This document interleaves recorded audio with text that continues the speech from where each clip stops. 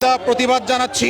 সারা দেশবাসীকে বলছি, সবাই যার যার জায়গা থেকে শরীফ ওসমান হাদি হয়ে যান।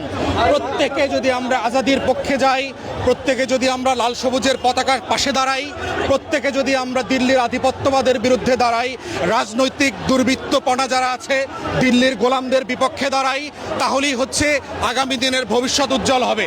বাংলাদেশের কোটি কোটি মানুষের সবাইকে একজন করে করে শরীফ ওসমান হাদি হয়ে যেতে হবে আজকে, এবং এটাই হচ্ছে বাংলাদেশের আগামী দিনের মুক্তির লড়াই।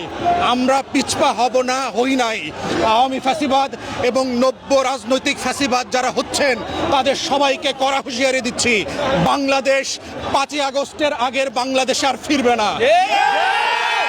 ইদার আপনাদের পালাইতে হবে, পালানোর দেশ বিক্রি করেন, কোন দেশে পালাবেন এবং কিভাবে পালাবেন সেটা খুঁজে বের করেন, তা না হলে আজাদির পক্ষে অবস্থান নেন। এটাই হচ্ছে একমাত্র উপায় বাংলাদেশকে আগামী দিনে স্বাধীন সার্বভৌম রাখা। এবং